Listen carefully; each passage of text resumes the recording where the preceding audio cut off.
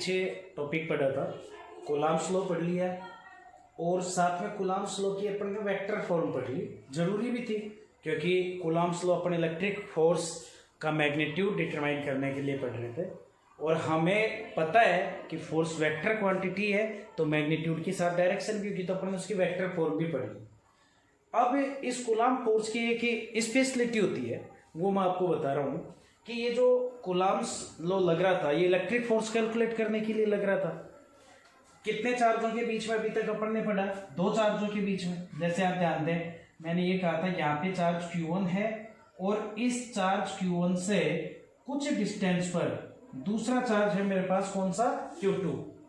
Suppose that बेटा दोनों के बीच की डिस्टेंस कितनी थी यार? तो आपने कहा कि इन दोनों के बीच में जो इलेक्ट्रिक फोर्स लगेगा उस इलेक्ट्रिक फोर्स की value 1/4πε0 Q1 Q2 upon R square होती है। अपन ने मैग्नीट्यूड निकाला था अकॉर्डिंग टू कूलम्ब्स लॉ। अब इस फोर्स में क्वेश्चन ये आता है कि बेटा नेचर में या किसी सिस्टम में ऐसा तो कहीं कंपल्सरी नहीं है कि केवल दो ही पार्टिकल होंगे जिनके पास चार्ज होगा। सपोज दैट जैसे आपने Q1 और Q2 के बीच में फोर्स निकाला और इनके आसपास कहीं पे एक चार्ज और आ गया और वो कौन सा चार्ज आ गया? Q3 चार्ज आ गया। अब क्वेश्चन ये उठता है कि आपने जो इन दोनों के बीच में लगने वाला फोर्स बताया वो बताया 1/4πε0 Q1 Q2 upon R square. Question ये बनता है कि वो फोर्स आपने इन दोनों चार्जों के बीच में बताया जो लगे और एक तीसरा चार्ज यहाँ पे आसपास आ गया, तो आप ये बताओ कि इन दोनों के बीच में लगने वाला ये फोर्स का जो मैग्नीट्यूड है वो इतना ही रहेगा या चेंज हो जाएगा इस तीसरे चार्ज के कारण, क्योंकि इस पार्टिकल के पास भी चार्ज है और ये इस Q1 से कुछ दूरी पर है, Q2 से भी कुछ डिस्टेंस पर है, तो Q1 भी या ये कहे Q1 भी Q3 पर लगाएगा या ये कहे Q3 Q1 पर फोर्स लगाएगा। इसी प्रकार से Q3 किस पर फोर्स और लगाएगा? Q2 पर फोर्स लगाएगा। तो मैं ये पूछना चाह रहा हूं, सपोज दैट Q2 पार्टिकल पर Q1 भी फोर्स लगा रहा है, Q2 पार्टिकल पर Q3 भी फोर्स लगा रहा है। तो अब मेरा क्वेश्चन ये था कि जब Q2 पर Q1 फोर्स लगा रहा है उसका इतना अमाउंट था, अब जब Q3 नजदीक और आ गया तो वो भी इसके ऊपर फोर्स लगाने लग गया, तो क्या ये अमाउंट चेंज हो जाएगा जो Q1 Q2 पर फोर्स लगा रहा था? तो हमारा आंसर है कि Q1 द्वारा Q2 पर लगाए गए फोर्स पर कोई इफेक्ट नहीं पड़ेगा। ये बात अलग है कि इस पर लगने वाला नेट फोर्स चेंज हो जाएगा। क्यों? क्योंकि इस पर जो नेट फोर्स लग रहा था वो पहले केवल किसके कारण लग रहा था? Q1 के कारण। अब Q1 के कारण तो लग ही रहा है, साथ में किसके कारण और लगेगा? Q3 के कारण भी लगेगा। तो इस पर जो नेट फोर्स है वो चेंज हो जाएगा, वो नया निकल के आएगा जो आएगा जो। बट हम ये ध्यान रखें कि Q2 पर जो फोर्स लगेगा Q1 के कारण जो लग रहा था वो इतना उसका मैग्नीट्यूड था। सपोज ये 5 न्यूटन था तो ये 5 न्यूटन ही रहेगा, यानी ये 5 न्यूटन था तो ये 5 न्यूटन ही रहेगा। ऐसा नहीं है कि तीसरा चार्ज पास लाने पर Q2 पर जो फोर्स लगा Q1 के कारण वो कम हो गया। ऐसा नहीं है कि ये इसकी तरफ ध्यान देने लग गया, इसका इधर से ये नेग्लेक्ट करने लग गया, नहीं, ये अपना उतना ही फोर्स लगाएगा, ये आके और अपना इसके ऊपर फोर्स लगाएगा, तो नेट फोर्स पहले की बजाय बढ़ गया बट इसका जो अमाउंट था वो उतना ही रहेगा। इट मीन्स हम ये कह सकते हैं कि कूलम्ब्स लॉ के अकॉर्डिंग दो चार्जों के बीच में फोर्स इस चीज पर डिपेंड नहीं करता कि उनके पास को तीसरा चार्ज प्रेजेंट है या नहीं है। वो है तो भी उनके बीच, दोनों के बीच का मैग्नीट्यूड उतना ही रहेगा फोर्स का, तीसरा प्रेजेंट हुआ तो भी उतना ही रहेगा, नहीं रहा तो भी उतना ही रहेगा। हम डायरेक्टली ये कह सकते हैं कि ये टू बॉडी रिएक्शन फोर्स है, दो बॉडियों के बीच का इंटरेक्शन है ये, उससे तीसरे पर फर्क नहीं पड़ता, नेट अमाउंट उसका चेंज हो जाता है। यानी इस स्टेटमेंट के कारण हम यहाँ पे सुपरपोजिशन का प्रिंसिपल अप्लाई कर सकते हैं। सुपरपोजिशन का प्रिंसिपल वहां अप्लाई होता है जहां एक ग्रुप किसी एक चीज पर इफेक्ट डाल रहा हो, तो नेट इफेक्ट हमें निकालना हो तो हम कौन सा लॉ अप्लाई करता है? सुपरपोजिशन। तो इसी कारण हमने यहाँ सुपर पोजिशन का लॉ अप्लाई कर सकते हैं चार्जों के लिए। कैसे अप्लाई कर सकते हैं वो मैं आपको दिखा रहा हूं, आप सारे सामने ध्यान दें कि हमारे पास यहाँ पे चार्जों का एक पूरा ग्रुप है, पूरे चार्जों का एक ग्रुप है। हमने देखा क्या कौन कौन से ग्रुप है, मैं फिर से नोटिस करवा रहा हूं, आप समझें। यहाँ Q1 चार्ज है, यहाँ Q2 चार्ज है, यहाँ Q3 चार्ज है, ऐसे Qn चार्ज है। जैसे मैं समझा रहा हूं, ये A पॉइंट है, यहाँ पे B पॉइंट पर Q2 चार्ज है, यहाँ C पॉइंट है, यहाँ पे Q3 चार्ज है, D पॉइंट है, Q4 चार्ज है। ऐसे चलते चलते यहाँ Z पॉइंट है और Qn चार्ज है, और यहाँ जो है A पर Q1 चार्ज है। यानी इस Q1 चार्ज के आसपास बहुत सारे चार्ज प्रेजेंट है, कोई एक नहीं दो नहीं, बहुत सारे चार्ज प्रेजेंट है, यानी चार्जों का एक ग्रुप यहाँ पे प्रेजेंट है। और हम ये जानते हैं कूलम्ब्स लॉ के अकॉर्डिंग अगर दो पार्टिकल चार्ज रखते हैं तो उनके बीच में एक फोर्स लगता है जिसे अपन इलेक्ट्रिक फोर्स कहते हैं। तो अब आप देखना यहाँ पे जो ये Q1 चार्ज है इस पर Q2 इसके पास प्रेजेंट है, तो Q2 के पास भी चार्ज है, तो Q2 के चार्ज के कारण भी इस पर फोर्स लगेगा, Q3 के चार्ज के कारण भी इस पर फोर्स लगेगा, Q4 के चार्ज के कारण भी इस पर फोर्स लगेगा, ऐसे Q5 Q6 और लास्ट में Qn के कारण भी इसके ऊपर फोर्स लगेगा। यानी अकेले चार्ज पार्टिकल Q1 पर किस किस के कारण फोर्स लगा, Q2 के कारण भी लगा, Q3 के कारण भी लगा, Q4 के कारण भी लगा, और ऐसे सबके कारण लगते लगते Qn के कारण भी लगा। यानी अब मैं ये नहीं कह रहा कि इसके ऊपर Q3 के कारण Q2 के कारण जो फोर्स लगा वो चेंज हो गया, नहीं, वो जितना लगना है वो लगेगा, Q3 के कारण जितना लगना है वो लगेगा, Q4 के कारण जितना लगना है वो लगेगा। सबका इंडिविजुअल चेंज नहीं हुआ, बट सबका एक ही पॉइंट पर लगने के कारण जिस पॉइंट पर फोर्स लग रहा है उसकी नेट वैल्यू कितनी होगी, ये हमें किससे पता लगेगा, सुपरपोजिशन के प्रिंसिपल से पता लगेगा। मैंने स्टेटमेंट लिखा है, एक बार हम उसको समझ लेते हैं। मैंने लिखा है अकॉर्डिंग टू दिस प्रिंसिपल, कौन सा प्रिंसिपल, सुपरपोजिशन का principal, when a group of charges applies electric force on a particular point charges, यानी एक चार्जों का ग्रुप समूह पूरा एक पार्टिकुलर पॉइंट चार्ज जैसे ये था यहाँ पे उसके ऊपर इलेक्ट्रिक फोर्स अप्लाई करता है, then the resultant force on this point charge, उस पॉइंट चार्ज का resultant force is obtained by the vector sum. कैसे प्राप्त किया जाता है, वेक्टर सम, ध्यान रखेंगे ये चीज।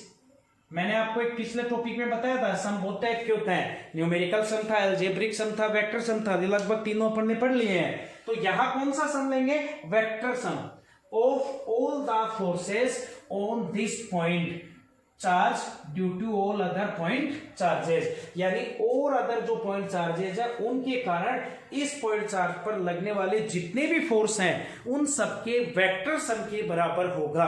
वेक्टर सम क्यों लिया, क्योंकि फोर्स निकाल रहे हो, फोर्स वेक्टर क्वांटिटी है और वेक्टर क्वांटिटी का जो सम होता है वो वेक्टर सम आएगा यहाँ पे।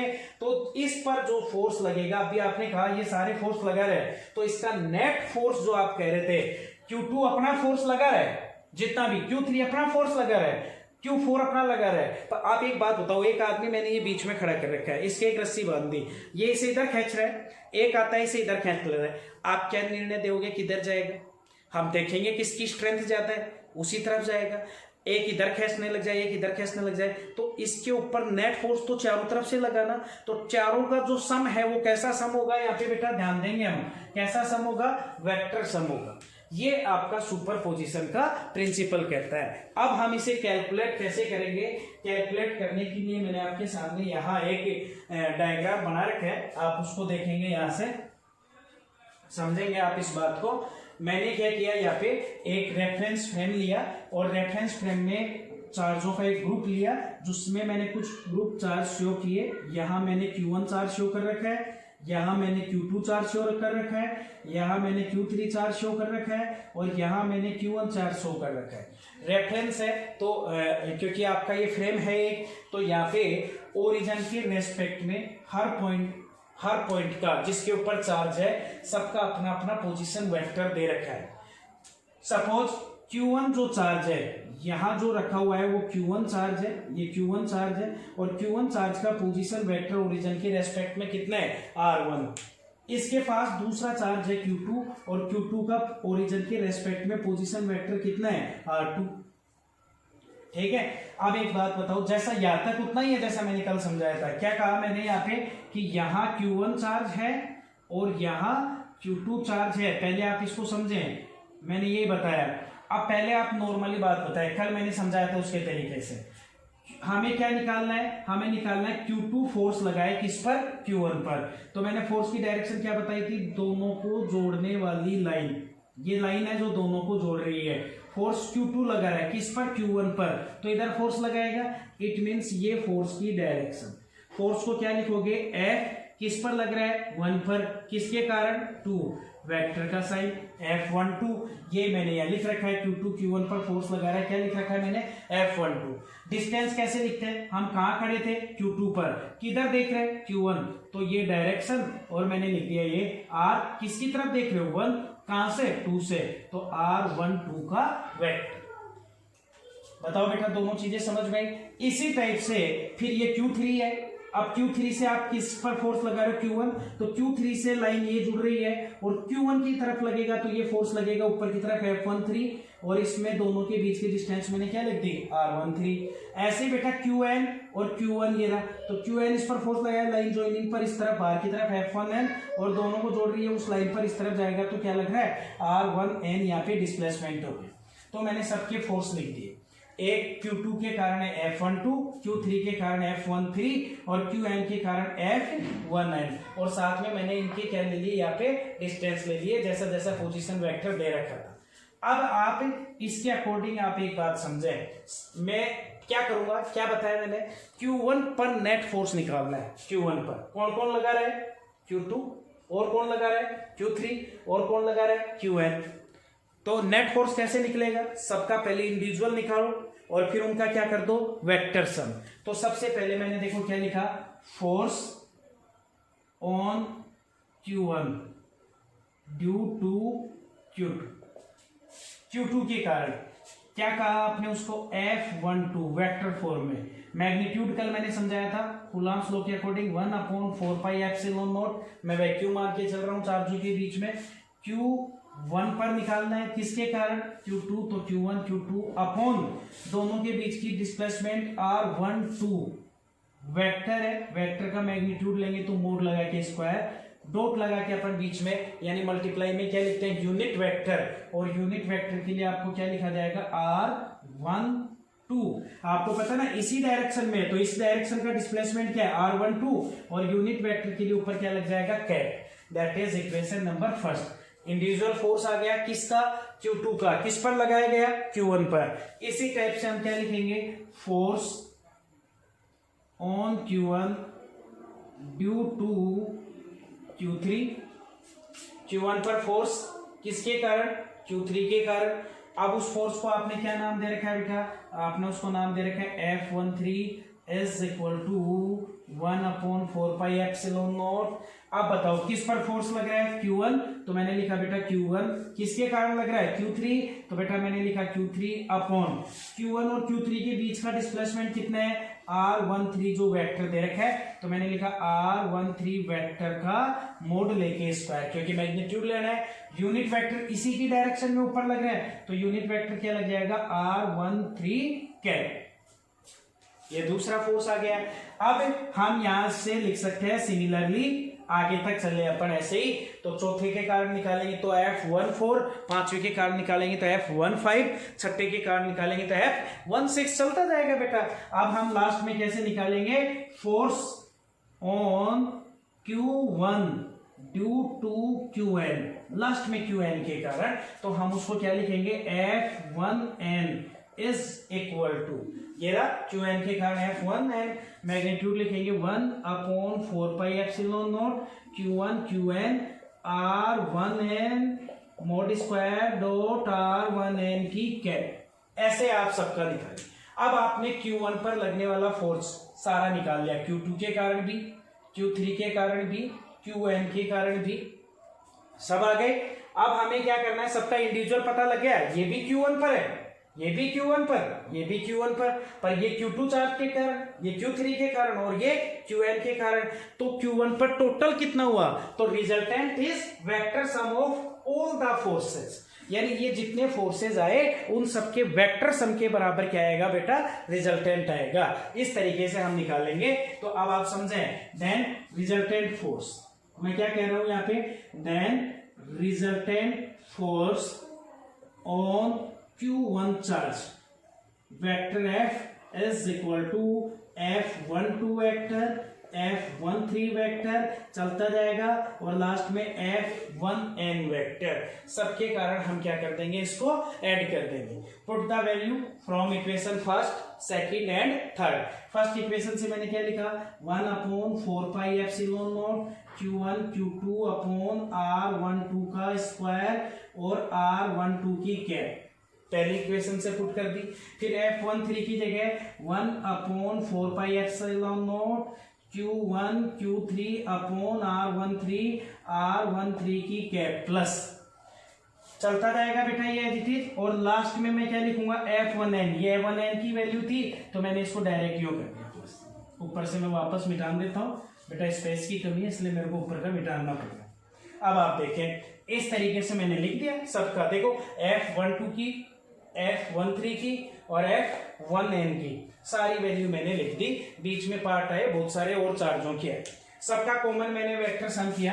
अब आप मेरे को बताओ vector F is equal to कितना आएगा। सब में मेरे को क्या दिख रहा है, 1/4πε0 Q1 Q2, 1/4πε0 Q1 पर Q2 नहीं है Q3, यानी केवल Q1 कॉमन है और यहाँ भी Q1। तो मैंने क्या किया, 1/4πε0 और ऊपर Q1, तो इंटू Q1 का मतलब मैं इसको यूं लिख दूं, Q1/4πε0, ऊपर से Q1 नीचे से बच गया क्या, ये मैंने कॉमन ले लिया।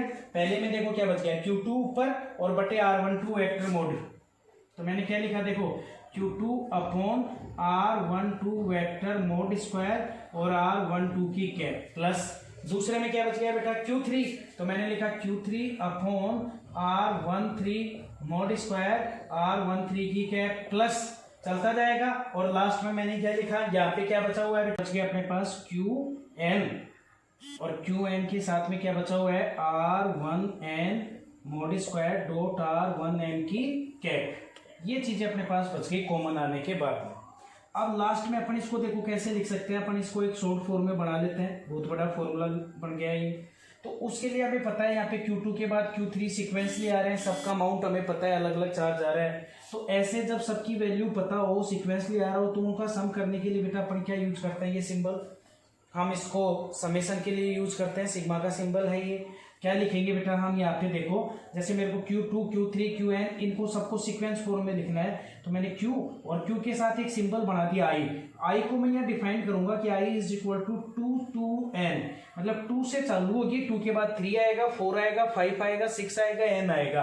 तो हमने क्या देखा, देखो I की जगह 2 आया तो Q2 फिर Q3 फिर Q4 आता जाएगा। जैसे मैं आपको समझाने के लिए लिख रहा हूँ, मैंने I इज इक्वल टू 2 लिखा तो पहले क्या आ जाएगा Q, I की जगह क्या आ जाएगा 2, फिर समेशन के कारण प्लस आ जाएगा, फिर Q I की जगह आ जाएगा 3, ऐसे लास्ट में चलते चलते लास्ट में क्या आ जाएगा Q I की जगह कितना आ जाएगा n। ये सीक्वेंस बन गई। नीचे वालों में अपन ने क्या देखा, वेक्टर लगा रखा है R1 सब में है तो 1 तो लिखा ही जाएगा, और 2 3 4 की जगह अपन फिर से क्या लिख सकते हैं I और मोड लगाकर स्क्वायर डॉट R1 सबके साथ है, और फिर 2 3 की जगह अपन क्या लिख सकते हैं I की कैप। इस तरीके से अपन ने ये पूरा जो फॉर्मूला था उसका शॉर्ट रूप लिख लिया। आप इसको समझे, देखो I की जगह मैंने 2 लगाया, नीचे R1 I की जगह फिर क्या लिखूंगा 2, तो R12 का स्क्वायर डॉट R12 की कैप, बताओ बेटा यही बन गया 12 का स्क्वायर और 12 की कैप। फिर मैं 2 के बाद क्या लिखूंगा 3, तो यहाँ 3 आ जाएगा, ये आ गया Q3। फिर इसके साथ देखो I की जगह यहाँ क्या आ जाएगा 1 3 और 1 3, तो 1 3 और 1 3, यानी इसी का ये शॉर्ट फॉर्म बन गया जिसमें ये पार्ट Q1/4πε0 कॉमन आ गया, और समेशन में QI/R1I वेक्टर मोड का मोड लेके स्क्वायर और R1I कैप ये आपका यूनिट वेक्टर होगा। इस तरीके से हम लास्ट फॉर्मूला इसका निकाल सकते हैं। ये आपका वेक्टर सम रिप्रेजेंट कर रहा है यहाँ पे। इसका मतलब जो एक चार्ज था Q1 उस पर बाकी के जितने भी चार्ज थे Q2 Q3 Q4 और Qn सबके द्वारा जितना फोर्स लगना था वो सबके इंडिविजुअल फोर्स का वेक्टर सम होगा, जिसको अपन ने इस फॉर्म से यहाँ रिप्रेजेंट किया। इस तरीके से बेटा ये कूलम्ब्स लॉ का टॉपिक था, कंप्लीट हुआ। अब अपन इसमें बुक के कुछ एग्जांपल सोल्व कर लेंगे जो न्यूमेरिकल्स हैं जो, और फिर अपन इलेक्ट्रिक फील्ड यहाँ से आगे चालू करेंगे। धन्यवाद।